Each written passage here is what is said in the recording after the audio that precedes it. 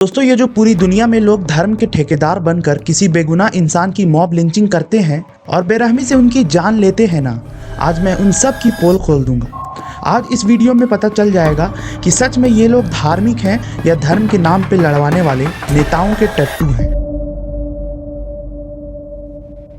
मेरा नाम है समी अहमद और मुझे ये बताते हुए बहुत ही अफसोस हो रहा है कि बांग्लादेश के एक 27 साल के हिंदू गारमेंट वर्कर दीपू चंद्रा दास को बांग्लादेश के सो कॉल्ड मुसलमानों ने, जो धर्म के ठेकेदार बने बैठे हैं, जिनका दीन और धर्म से कोई लेना देना नहीं है, उन्होंने उस गरीब हिंदू मजदूर को बेरहमी से जलाकर मार दिया।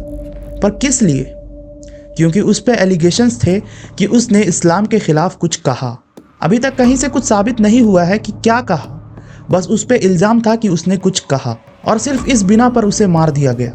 लेकिन बांग्लादेश की रैपिड एक्शन बटालियन ने इन्वेस्टिगेट करने के बाद बताया कि कोई एविडेंस नहीं मिला। जिन्होंने आई विटनेस से पूछा, उन्होंने भी बताया कि कुछ पता नहीं था दीपू ने क्या कहा, बस दूसरों से सुना था। मॉब ने बेचारे को मर्सीलेसली पीटा, फिर एक पेड़ से बांध कर जला दिया। ये वाहियात मॉब लिंचिंग सिर्फ बांग्लादेश में नहीं, इंडिया में भी हुआ है, जब तबरेज़ अंसारी और अखलाक को भी इसी तरह मार दिया गया था। ये सब लोग जो मॉब वायलेंस करते हैं, चाहे किसी भी रिलीजन के हों, इंसानियत के दुश्मन हैं। अरे ओ बांग्लादेश के सो कॉल्ड मुसलमानों, जो धर्म के नाम पर किसी बेगुनाह की मॉब लिंचिंग करते हो, तुम नेताओं और मंत्रियों के टट्टू हो, जो धर्म के नाम पर हिंसा फैलाते हो और मुल्क का चैन और सुकून बर्बाद करते हो। कुरान की टीचिंग्स के मुताबिक जो दीपू के साथ हुआ वो बिल्कुल गलत और नाकाबिले कबूल है। पहली बात, कुरान में साफ साफ लिखा है कि अगर किसी पर इल्ज़ाम लगाओ तो 4 गवाह होने चाहिए और सच तलाश करना ज़रूरी है। दीपू के केस में कोई प्रॉपर इन्वेस्टिगेशन नहीं हुई, बस अफवाह पे लोगों ने उसको मार डाला। कुरान कहता है कि ऐ ईमान वालों, अगर कोई फासिक तुम्हारे पास कोई खबर लेकर आए तो उसकी तस्दीक करो। दूसरा, इस्लाम में सिर्फ कोर्ट या काजी को ही सज़ा देने का हक है, मॉब को नहीं। तीसरा पॉइंट ये है कि कुरान कहता है ला इक्राहा फिद्दीन, मतलब दीन में कोई ज़बरदस्ती नहीं है। चौथा, इस्लाम में किसी बेगुनाह की जान लेना बहुत बड़ा गुनाह है। कुरान कहता है जिसने एक बेगुनाह को मारा, उसने पूरे इंसानियत को मार दिया। जो मॉब वायलेंस करते हैं वो खुद इस्लाम की टीचिंग्स के खिलाफ जा रहे हैं और अल्लाह के नज़दीक गुनहगार हैं। अब दोस्तों, जिन्होंने हमारे इंडिया में तबरेज़ और अखलाक की मॉब लिंचिंग की थी, वो भी सुन लें। हिंदू स्क्रिप्चर्स के मुताबिक तबरेज़ अंसारी और अखलाक को जिन्होंने मारा, वो भी बहुत बड़े पाप के भागीदार हैं।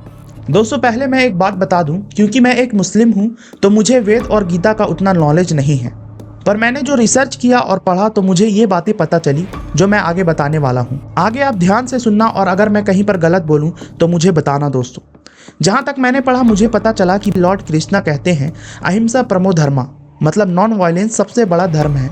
बिना वजह किसी को मारना सबसे बड़ा अधर्म है। गीता में यह भी लिखा है कि जो लोग गुस्से में आके ब्रूटल एक्शंस करते हैं वो तमसिक प्रवृत्ति के हैं, जो नर्क की तरफ ले जाती है। वैदिक टीचिंग्स में वसुधैव कुटुंबकम का कॉन्सेप्ट है, मतलब पूरी दुनिया एक परिवार है। ये सोच के साथ किसी को भी मारना बिल्कुल अपोजिट है। मनुस्मृति और एंशिएंट हिंदू लॉ बुक्स कहती हैं कि सिर्फ राजा या न्यायालय को ही सजा देने का अधिकार है, आम जनता को नहीं। दोस्तों, ऋग्वेद में लिखा है एकम सत विपरा बहुधा वदंती, सच एक है, लोग अलग तरह से बोलते हैं। इसका मतलब है कि डिफरेंट बिलीफ्स को रिस्पेक्ट देना चाहिए। जो लोग मॉब वायलेंस करते हैं, चाहे वो काउ स्लाउटर के नाम पर हो या किसी और रीज़न से, वो हिंदू धर्म की असली टीचिंग से दूर हैं और पाप कर रहे हैं। दोस्तों, अगर आप एक मुसलमान हैं और आज दीपू की मौत पे चुप है तो आप भी मुजरिम हैं, और अगर आप एक हिंदू हैं और आप भी तबरेज़ अंसारी और अखलाक के नाहक कत्ल पर चुप थे तो आप भी मुजरिम थे।